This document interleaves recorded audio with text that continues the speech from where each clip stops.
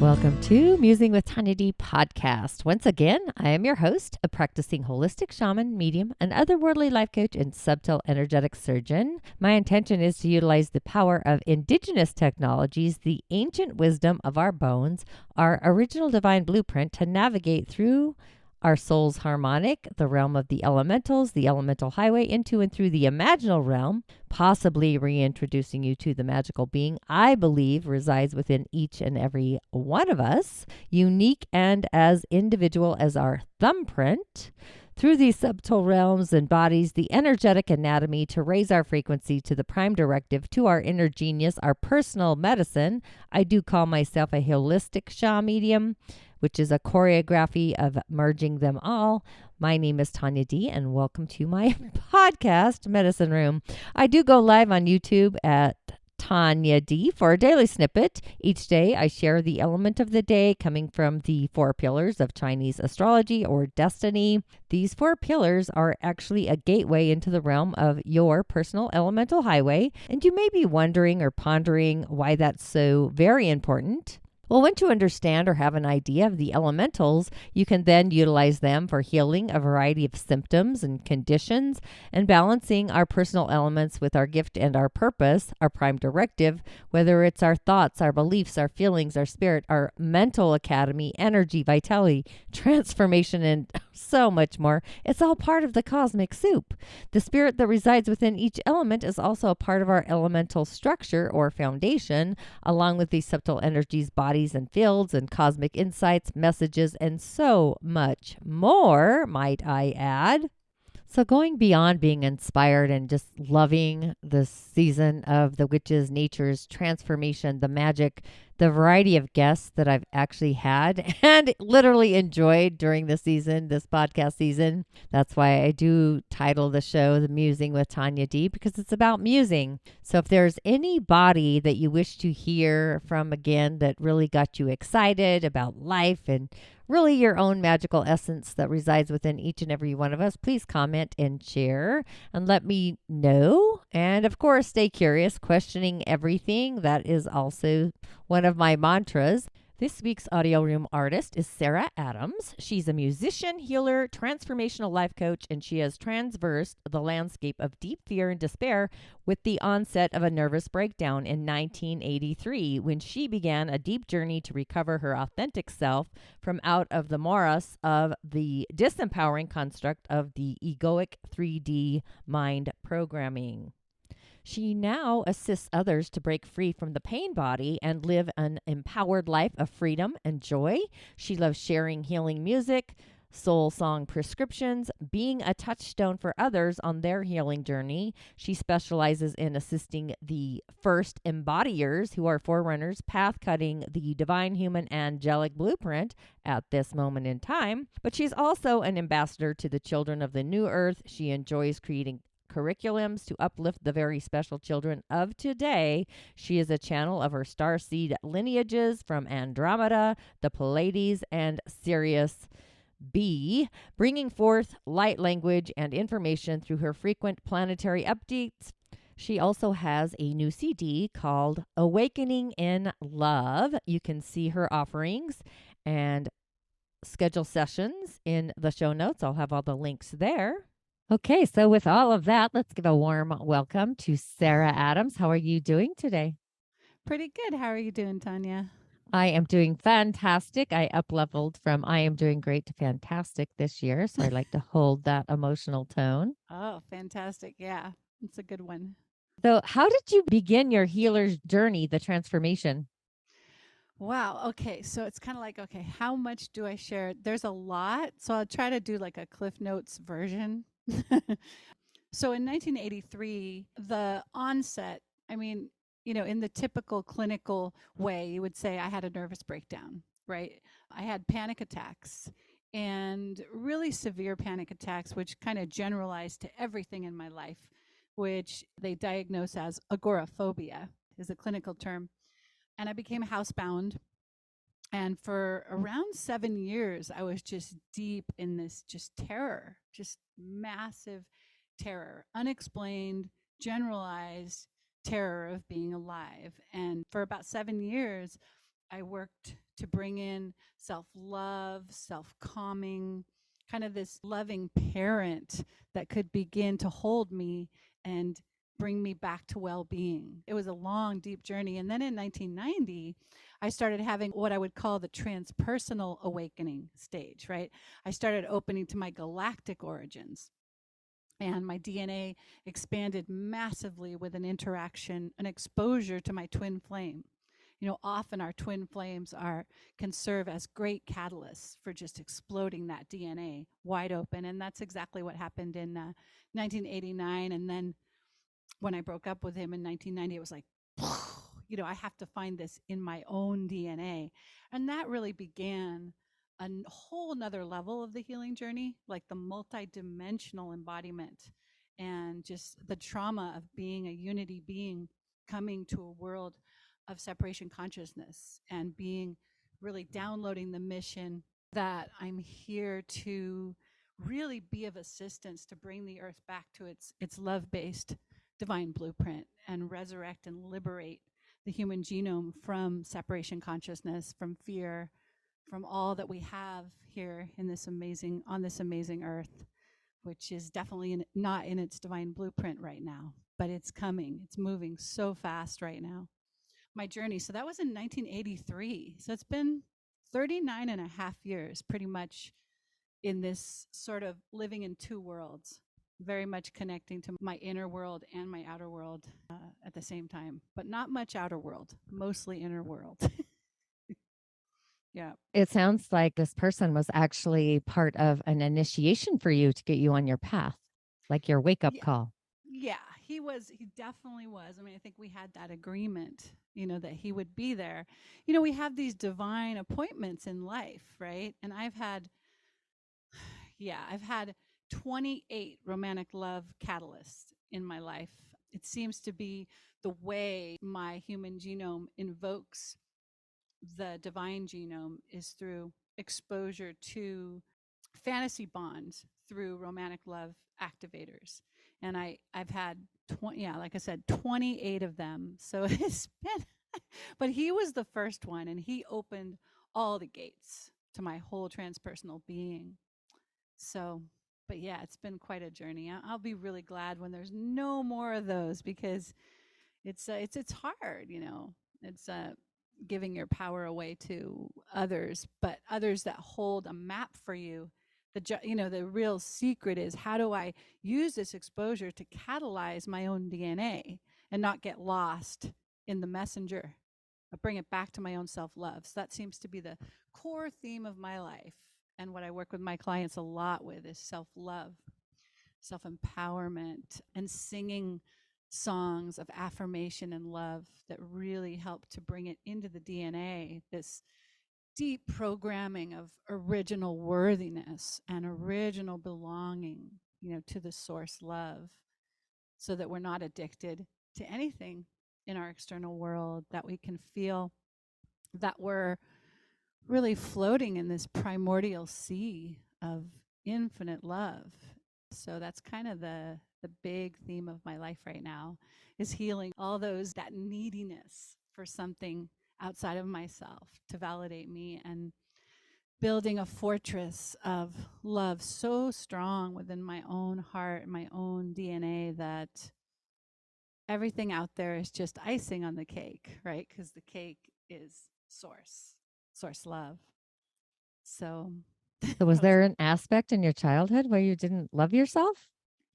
Oh, tons. And it goes to past lives, massive amounts of past lives, which, of course, this life is just a window to all the other lives. But in my childhood, no, I had a really good childhood, but I was always rejecting of myself from the moment I can remember.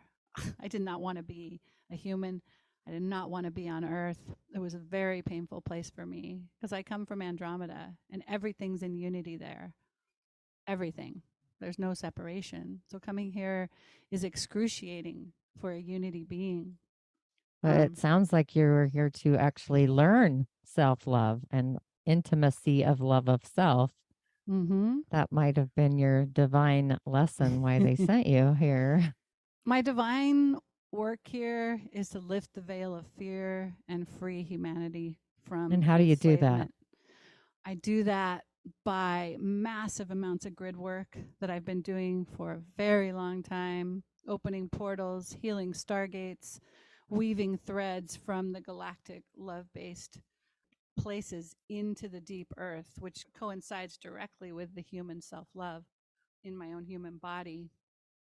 It's very much, kind of like a, what do they say? Like the universe is holographic, right? So there's like the micro to the macro. So that at the human level of the person of Sarah Adams, there's this journey with my inner child and my adult self and this loving divine mother accompanying me through time and healing a lot of things. And this is like the human journey. But then at the higher level journey, there's the core rejected feminine in the core of the earth, whose mother Andromeda was ripped from her, through a negative alien descending timelines, which took the earth away from its destiny in the heart of its mother. So it's hard to separate because I work on both of those levels at the same time. And human level, there's a lot of self-love healing and a lot of need for continual attention given to the self. It's the major focus of my life, self-love. And that's what heals the human genome, right? Is the sacred marriage of the masculine and feminine, which is self-love. Connecting back to source consciousness where all the healing and all the beauty and that portal to ascension opens through the union of the masculine and feminine, which is a fancy way of saying self-love. Yeah, that was actually what my question was. How do you do that? Simple. Love, love of self. That's just people don't tend to love themselves first. They don't even know what that looks like or how to get there. Yeah, yeah. Yep, it's a theme of my whole life, and I love doing self-love song circles, where we sing songs of affirmation and love to one another. It's such a passion because it means so much because I'm doing that inside myself, and I love to bring that to the world and to my clients. A lot of self-love work. So, Yeah. how did you get into the music part? How did that shape your life? Like, how did that open the door? Oh my goodness. So I always love to tell this story because when I was 9 years old, and I had never sleptwalked like ever before, right? And when I was 9 years old, I sleptwalked into my mom and dad's room and I had my arms crossed and I said, "Where is the music food?" Like, really in a demanding way. Where is the music food? And my mom and dad always tell that story. And so it's like, my whole life has been in search of the music food. And it's like, okay, what does that really mean? It's like, what makes music food for the soul, right? It's the combination of the sounds, the beauty of the sound, and the combination of the words that really uplift the human genome. But first time, I'm trying to think, when I was 12, I heard The Thistle and the Shamrock. Is that how you say it? Yeah, with Fiona Ritchie. And it was the first time I heard Irish music. And I fell in love with Irish music. It became my first big doorway into the power of music. And then just, gosh, as I grew, I mean, I was a cellist in the orchestra, I was a singer in the choir. So I had a lot of music in my life. My dad taught me guitar. And I really loved John Denver when I was growing up. I loved to play John Denver songs. And Judy Collins, Joan Baez, all of the Joni Mitchell, it's Crosby, Stills, and Nash, and Young. And but as I went through my transpersonal awakening, I started to really realize certain music would really get into into my cells and into my core and invoke this just bliss and ecstasy and connection to something much greater than I could imagine. And so I started like compiling. Now with Spotify, right, you could just make all the playlists. You find a song that does it for you and you put it on your playlist. And you have this whole library of music food. So for a long time, I've been channeling light language, just something that I do a lot. And I don't know, like, okay, what planet is this from or where is this really coming from? It's more just like soothing myself with sounds. So I started doing that. And then I call my music earth centered spiritual folk music. That was the genre. I was like, they were saying, describe your music. And I'm just like, because a lot of it is about the earth, right? It's love songs to the earth and to the mother, to the natural world. And then a lot of it is self love and inspiration and awakening. So, and that's mostly with my guitar and my singing, and then my cello. I'll like add my cello in recordings. Yeah. So that's kind of, I don't know. Do you have any more specific questions about the music? I hope I So answered how that. many instruments do you play? Well, I play guitar, cello, my voice, piano, a little bit of piano, not a whole lot. Little bit of ukulele, crystal bowls, my drum, You chimes. just feel very earth-based to me, like earth as in like nature empathy, like the 10th energetic center, the Very earth star. yes, yeah. That feels more like your frequency. Now, when did you first Mhm. discover light language? Like, did you have something that happened that opened that doorway, or you just Yeah. one day started channeling? Well, so I had a really beautiful body worker. Probably in 19, I met her right after my nervous breakdown in 83. And she would chant into my body. And she lived on the canals in Venice, Venice canals, because that's where I grew up. And I'd go over, mom would drop me off at her house. And at first I thought, what a strange person, you know. And she did a dance, a movement and sounding class. And it was like, whoa, this like opened all these doors that you could do movement and sound to help release anger, to help release all the static that was causing panic anxiety, right? I could really tone it into sound and movement. And so I'd go to sessions with her and she'd sing light language into my body.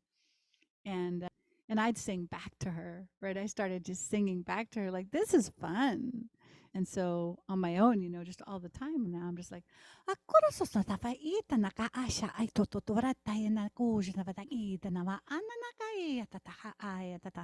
when I do sessions with people, I weave light through their bodies through sound. I mean, it's a big part of what I do. Sometimes I make really kind of loud sounds to break apart energy and then weave sounds with the golden dolphins and the solar Christ dragons that I work with, unicorns, you know, just fairies, any kind of beings that want to assist when there's someone who's in trauma or has a physical injury as well. So I just find myself doing that. Whenever someone comes and has something they need, I just like light language. And when I channel, when I open up to do intuitive channeling, I almost always open the portal with sound and with light language. So it's kind of a go to for me. So, is Mm. there one main variety of light language you use, or is there a variety? There's a variety when I'm really like my inner child and that part of me just needs tenderness and love. You know, I'll just be like, "O kurumma saraya rishonandavare, tonoraso koreatana mushorore." You know, like whatever's needed in that moment. But then there's sometimes when my sounds are much more when the solar dragons are coming through, there's a lot more like guttural and percussive and sounds coming through. Just depends on what's needed in the moment. I was working with my friend a few days ago and we were definitely clearing some trauma from her Native American lifetimes. I think she was a Lakota in that lifetime where the major trauma was. And I just started full on, like, you know, the super indigenous native sound started coming through me. I'm like, okay, I guess this is what the lifetime that we're clearing. So it's kind of like whatever's called for will come forth, whatever's needed in the For moment. your client, it sounds like. And for myself as well. Yep. So do you do a lot of group sessions mostly or one-on-one? Mostly one on one. Yeah. I have done a couple of group sessions. When I do sound healing concerts, right, that's always for a big group. But when I do like personal sessions, it's one on one. So do you prefer the one-on-one or the group sessions? Hmm. I like both. I mean, they both have their flavor of experience. I mean, it's fun. I haven't been actively doing my concerts in a while. The inner work has been really, really deep, and I haven't really been in the world much lately. So it's kind of like I have to remember, okay, back when I was doing that, you know. Right now I'm very much in an incubating state with the diamond sun body. Bringing in the diamond sun body is an extreme sport, and it takes a lot of inner alignment and vast coordinates outside the mind of like planning or making anything happen in 3D, because it's this massive like availability to this higher creational template. And so it's very much like wandering in the forest, waiting for the signs and just kind of being on a vision quest. That's what it feels like right now. It feels like I'm just really on a vision quest. And if someone comes to me and wants something, then I'll rise up and give that. But I'm not actively manifesting much in the world right now. Which is frustrating for my egoic self. My mind, I'm an Aries, and I'm just like, let's make it happen. Let's manifest. Let's do this thing. I came to succeed. It's like I'm a total Aries, and I'm on a path where my higher self has my ego in complete surrender. So my ram is just like chomping at the bit. Like, let's move this forward. Let's manifest something. But I trust in the rhythm of the embodiment. Even though I gripe about it and complain, but ultimately I know that there's a greater force that's holding my life, and it knows what it's doing. So I just Where's your surrender. Mars placement? I don't know. I just know I have my Pisces moon in the 7th house, I think, and then I've got a North Node in Gemini, right? So it's all about teaching and speaking and singing and communication. I don't know too much about astrology.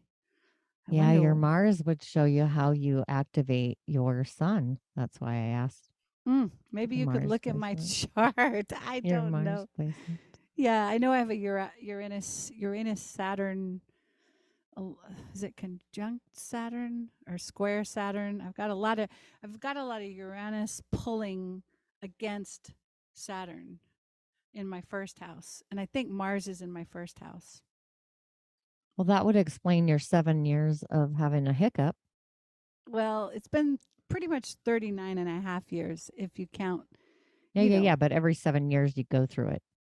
That's Uranus. Yeah. Okay, that's Uranus. Oh, yeah, yeah. Yeah, That makes sense. if you were to map that out, that was Uranus activating you every Yep. time. Yep, Uranus and I are old friends. we we've been dancing together for in a deep dance. Yeah, Uranus and Saturn, and I think it's like Pluto. Pluto's in there too somewhere. A lot of death and rebirth.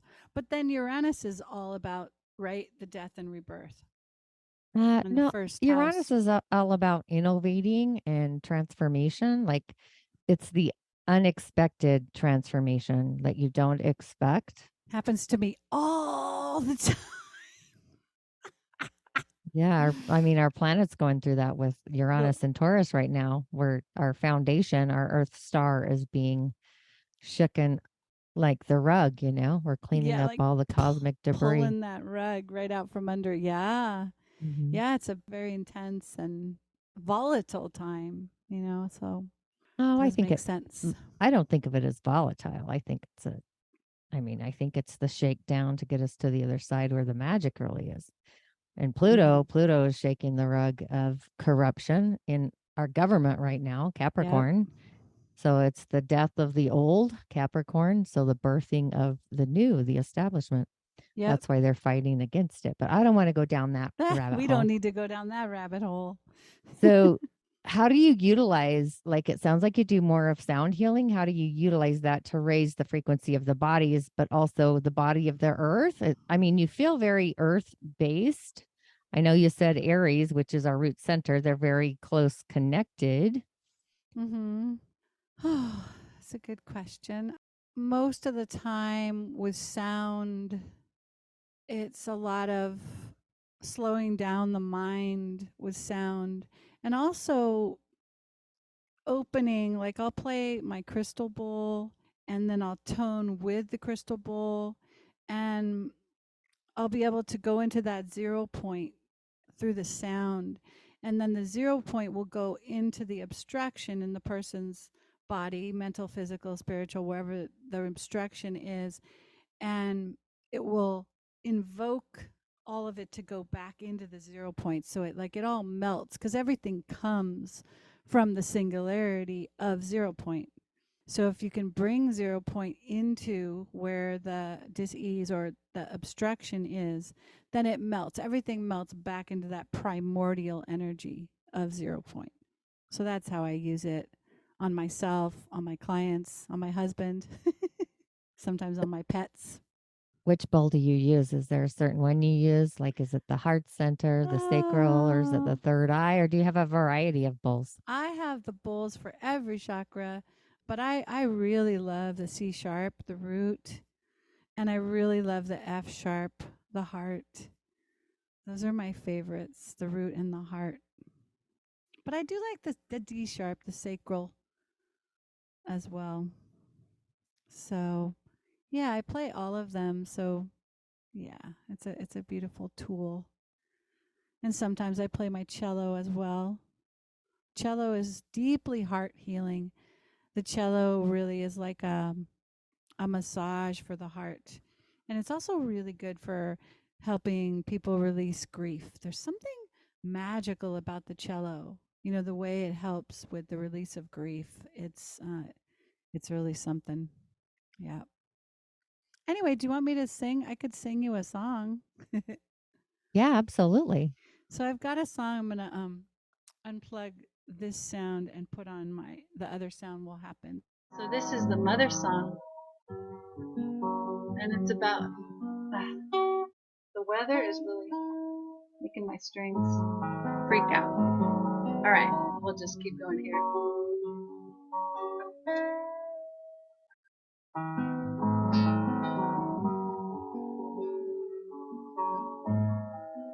Mother, flow the golden raindrops from your loving hand. Mother, feel me dance upon your warm brown land. Mother, mother, blow the breezes of the springtime. Wind, oh, you are the light that breathes the breath in me. Mother, flow the waters of your river so blue. Mother, grow the grasses of your meadows true. Mother, with the starlight in the stars above, oh, mother, hold me tenderly in love. La la la la la la la la la la la la la la. La la la la la la la la la la. La la la la la la la la la. Hold me tenderly in love.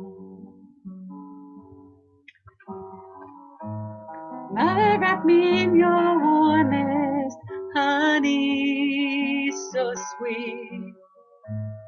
Mother, fill me with the deepest rapture complete. Mother, let no scar upon me go unhealed. Go in your deep, sweet heart, in your deep, sweet heart. All love is real. La la la la la la la la la la la la la la. La la la la la la la la la. La la la la la la la la la. Love in your deep, sweet arms. All love is revealed. Beautiful. That was great that your friends let you utilize her guitar. I know. Yesterday I was like, I really need to get a guitar because I really want to play some songs for Tonya. Do you customize songs when you work on people, or do you just intuit which ones to sing through? Yeah, I really intuit, but I also make up songs in the moment. You know, what's one of the things I'd love to do is intuitive healing soul song sessions. And I usually tune into the person's gene keys, like the life's work. Do you know about the gene keys at all? In human design, those gene keys? Yeah, Yeah, yeah, yeah. yeah, for sure. Yeah, so what I'll do sometimes, just kind of to get my left brain to have a little information, is I will find the person's life's work, right? Like what's at the top of their chart in the gene keys, and then from there I'll just sing them a song. Well, I'll have them come and give me an intention for what they're working on in their life, and then I'll just kind of tune in, and I'll include that gene key in it. But I'll go all over the place depending on what the soul calls me to sing. I just grab my guitar and usually play very simple chords. Yeah, yeah, And yeah. yeah, so That I totally love makes doing sense. that. So do you Yeah, find people, I mean, it sounds like you mostly do string sound healing along with the chakra balls. yeah. I mean, most of the time, like if someone's on my table, I'll play the bowls and just sing to them vocally. But if I do a soul song session, my guitar is my ally, my buddy. Yeah. No, I get it. It's your sidecar. It's my sidecar. Yeah. Yeah, I for when I sure. when I had my guitar in the shop all this time, I've been like lost without it. I'm like, I need a guitar. It's like I really want to learn the harp too, but my guitar is like kind of like my replacement for the harp until I learn. Yeah, they're magical. Actually, a friend of mine plays the harp, and my aunt just started learning as well, I guess 5, 10 years ago. I'm not sure. Oh, it's such a powerful instrument, you know. It's like the Celtic. Like I have so much connection to the Celtic, and so when you have that, it's like you have to play the harp. It's like, come on. So Yeah, it's coming. It's coming. I think you should get one, even if it's a mini one. Yeah, even if it's just like a little one. My friend and I play cello and harp together, and that's really beautiful. Yeah, Oh, yeah, because that's the higher harmonics, right? Into the realm of the angels. into the angels. Yep, yep, yep. So, do you usually use the light songs to reprogram the DNA for people? Do you tell them what you're doing, or just start intuitively doing the I dance? usually just intuitively start doing that, but I have the description of that on my website, and when people sign up for a session, they know kind of what we're doing and already like going in, you know what I mean? But yeah. So they're aware, they're searching for what you do, basically. hmm Yeah, I mean, it's just, I mean, I'm very feminine in my marketing. I feel like if people are drawn to me, it's like I put myself out a lot on Facebook Lives and Instagram Lives. And I mean, I'm out there. People know who I am. And if they're drawn to me, right, it's because I can serve them on their journey, right? I have something for them. I just trust that. Absolutely. So is there anything else that your heart desires?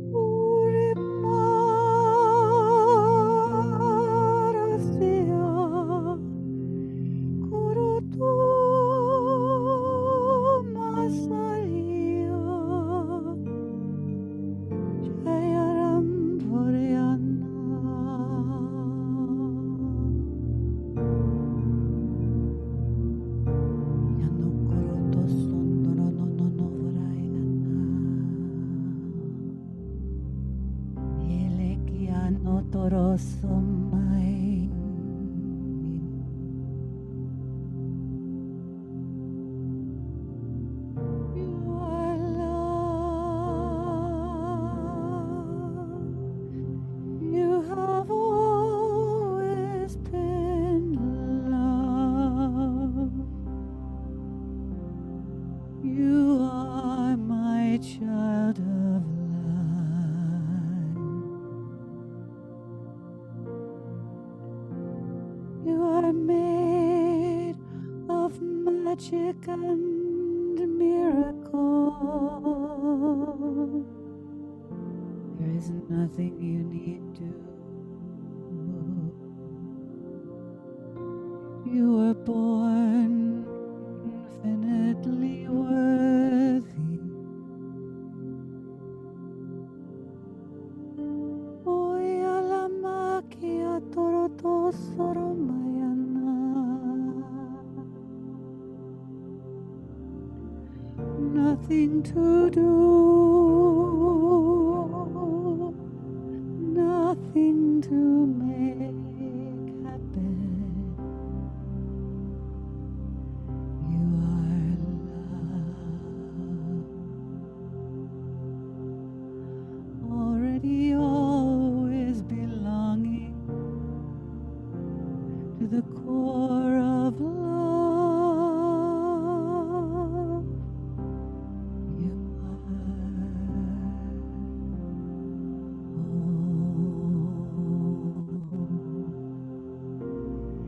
Yana koroshon dovra tania tatakara aikana kosham davratini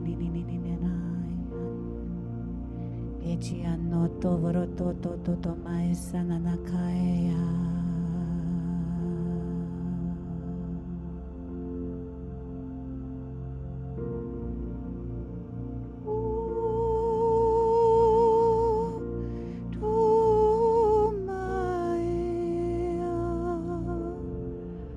My sweet child, you are home.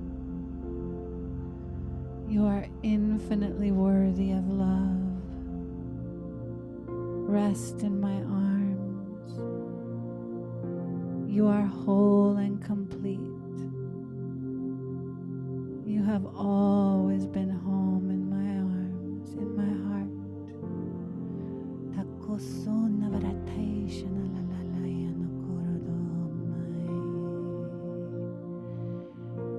Me alaya malayoe.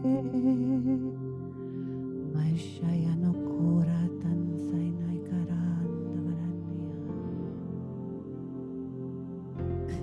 Okay, so I'm kind of feeling like that's enough for now, but just a taste of that, light song. And Oh no, that was beautiful. I was into it. cool. Yeah, it's just you can just like float away in a sea of that love. I'm in the process of creating some longer meditation affirmation tracks that'll go, so that you can meditate and just soak it in. For me, it's kind of like an IV, like a starlight IV that's like flowing into your liquid, the parts of you that are liquid, and reprogramming the waters with that primordial diamond sunlight. It's so loving and it's so infinitely soothing, and like in my human life, really struggle from like feeling like where's the place for me, like where do I belong, and I feel like there's all these things I need to do, like I need to market myself and get my music more out there and be financially successful, and the light language tells me no, you're already home. You just need to let more of the truth of who you are like fill you up. And so I just like listened to my own voice singing to me as an IV. It's like, oh, I just got to fill that up, fill myself up with so much song of love and song of truth that it begins to overflow, and then it's like the overflow is what's so such a blessing to the world when we're overflowing our own essence into the world. And so, but to do that, we have to fill ourselves up with love and light. Universal streams, absolutely. The heavenly realm. So in human design, what are you? So I'm a 21, 48, 38, 39 on the outside. I don't know. I'm a projector. I was going to say, you need the invitation. I need the invitation. Yeah. It's like so much about like I can't like force the rhythm of life to like be like, okay, now I'm going to be in the spotlight. Like now I'm going to do my thing, because it's all about there must be some wisdom in that, like that until I'm embodying, as something that someone wants to invite into their space, like truly as a gift, then I just wait, Yeah. I do put myself out there so people can find me to invite me. But other than that, it's mostly just surrender, a real surrender to the divine rhythm, like Gene Key 52. It's all about the divine rhythm. Like a seed has to grow at its own rate. You can't like be like over the seed going, you need to become a plant now. I need to see that stem. It's like you can't. The seed is going to germinate and it's going to fill with its enough life force that it's going to poke through that ground. And that's like an infinite intelligence that has nothing to do with this human self. Like, so it's a constant surrender. Yeah, that was why when Lana said, you got to meet Tonya, my friend Tonya, you got to meet her and you guys would have a great conversation. So I'm like, cool, right? It's kind of like it's that invitation. So Sarah, that was fantastic. I loved it. I was in a trance myself. Is there anything else that your heart so feels desired to share? I mean, that was a lot. let's see. What do I desire to share? Oh, just that the best is yet to come. I mean, we're in a beautiful time of unfolding, and there's a lot of dismantling of the old systems, but there's a lot of magic and a lot of grace that's coming. And I love to be a touchstone for people on their journey, especially those that are going through multidimensional embodiment. It's a lot. It's a lot to go through that alone, and I love to be a touchstone and to a positive way that I can, to anyone's journey. So, if you feel called to work with me, then please do. You can find me at sarahhopeadams.com. And yeah, the best is yet to come. I mean, it's going to be a magical time as this planet begins to really start blossoming into her divine blueprint, as a life-based, love-based, unity planet. It's going to be amazing to see how the connections come online in this grand symphony of awakening. So it's going to be fun. Yeah, it reminds me of like the return of the origins, actually. Yeah. So with that, I will have all of Sarah's info in the show notes so you can contact and connect with her. And for my audio room listeners, if this episode inspired you in some magical way, and I'm sure it did, will you please take a screenshot of you tuning in on your device, tagging at the Tonya D?